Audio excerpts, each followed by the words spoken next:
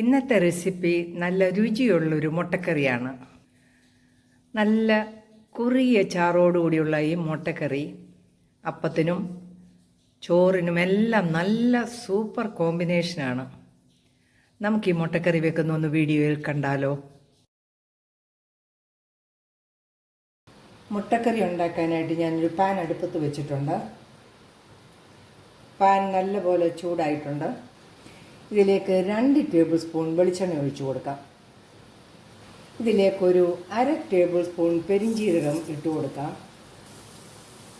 3 ഏലക്കായും 2 ഗ്രാമ്പുവും ഒരു ചെറിയ കഷ്ണം കറുവാപ്പട്ടയും കൂടെ ഇട്ട് കൊടുക്കാം.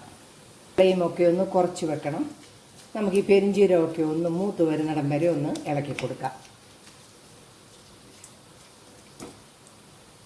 പെരിഞ്ജീരകമൊക്കെ ഒന്ന് മൂത്ത് വന്നിട്ടുണ്ട്. ഇതിലേക്ക് ഒരു 3 ഇടത്തറി സവാള ചെറുതായിട്ട് അരിഞ്ഞതിട്ട് കൊടുക്കാം. കൂടെ തന്നെ ഒരു വലിയ പച്ചമുളകും കൂടെ കീറിയതിട്ട് കൊടുക്കാം. നമുക്കൊന്ന് വഴറ്റി കൊടുക്കാം.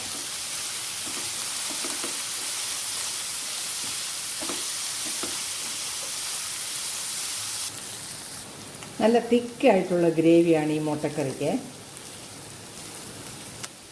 സവാള ഒരു പകുതി വഴന്ന് വന്നിട്ടുണ്ട്. ഈ സമയത്ത് 3/4 ടേബിൾ സ്പൂൺ ഇഞ്ചിയുടെയും വെളുത്തുള്ളിയുടെയും പേസ്റ്റ് ഇട്ട് കൊടുക്കാം. കൂടെ തന്നെ ഒരു 1/2 ടേബിൾ സ്പൂൺ കുരുമുളക് പൊടി ഇട്ട് കൊടുക്കാം. ഒരു 1/4 ടീസ്പൂൺ മഞ്ഞൾ പൊടി ഇട്ട് കൊടുക്കാം. 1/2 ടേബിൾ സ്പൂൺ മല്ലിപ്പൊടി ഇട്ട് കൊടുക്കാം. 1 ടീസ്പൂൺ കാശ്മീരി ചില്ലി പൗഡർ ഇട്ട് കൊടുക്കാം. 1 ടീസ്പൂൺ ഗരം മസാല ഇട്ട് കൊടുക്കാം. എല്ലാം കൂടെ നമുക്കൊന്ന് വഴറ്റി കൊടുക്കാം.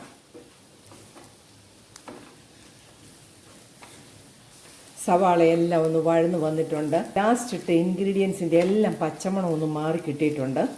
ഇതിലേക്ക് നമുക്ക് 2 മീഡിയം സൈസ് ടൊമാറ്റോ ചെറുതായിട്ട് അരിഞ്ഞതും കൂടി ഇട്ട് കൊടുക്കാം. ആവശ്യത്തിന് ഉപ്പും കൂടെ ഇട്ട് കൊടുക്കാം. എല്ലാം കൂടെ വീണ്ടും വഴറ്റാം. ടൊമാറ്റോ ഒക്കെ നന്നായിട്ട് വെന്തിട്ടുണ്ട്. അരപ്പെല്ലാം നന്നായിട്ട് വഴന്ന് വന്നിട്ടുണ്ട്. നമുക്കിത് ഓഫ് ചെയ്തിട്ട് തണുക്കാനായിട്ട് വെക്കാം. മസാലയെല്ലാം നന്നായിട്ട് തണുത്ത് വന്നിട്ടുണ്ട്. നമുക്കിത് ഒരു മിക്സിയുടെ ജാറിലിട്ട് നന്നായിട്ടൊന്ന് അരച്ചെടുക്കാം. വെള്ളമൊന്നും ചേർക്കരുത്. ഇത് നന്നായിട്ടൊന്ന് അരച്ചുകൊണ്ട് വരാം. നന്നായിട്ട് നമ്മൾ ആ മുട്ടയുടെ അരച്ചെടുത്തിരിക്കുകയാണ്. ഇത് നമുക്കൊന്ന് മാറ്റി വെക്കാം. വീണ്ടും നമ്മൾ ആ പാൻ അടുപ്പത്ത് വെച്ചിരിക്കുകയാണ്. ഇതിലേക്ക് 1 ടേബിൾ സ്പൂൺ എണ്ണയും കൂടെ ഒഴിച്ചു കൊടുക്കാം. ഇതിലേക്ക് നമുക്ക് ഒരു 2 തണ്ട് കറിവേപ്പില ഇട്ട് കൊടുക്കാം.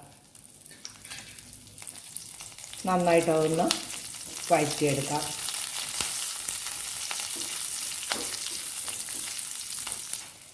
ഇതിലേക്ക് നമുക്ക് അരച്ചെടുത്ത അരപ്പും കൂടി ഇട്ട് കൊടുക്കാം.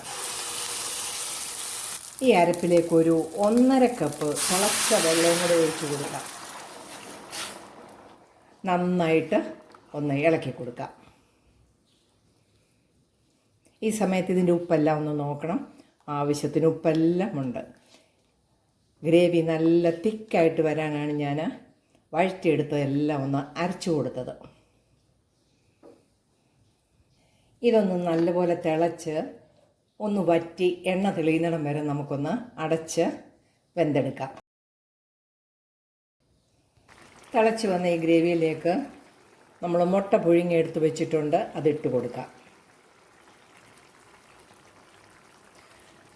അരപ്പെല്ലാം പിടിക്കാനായിട്ട് ഞാനെല്ലാം വരഞ്ഞാണ് വെച്ചിരിക്കുന്നത്. നല്ല പോലെ എല്ലാം ഒന്ന് ഗ്രേവിയെല്ലാം ഈ മുട്ടയിലേക്കൊന്ന് ഒഴിച്ചു കൊടുക്കാം.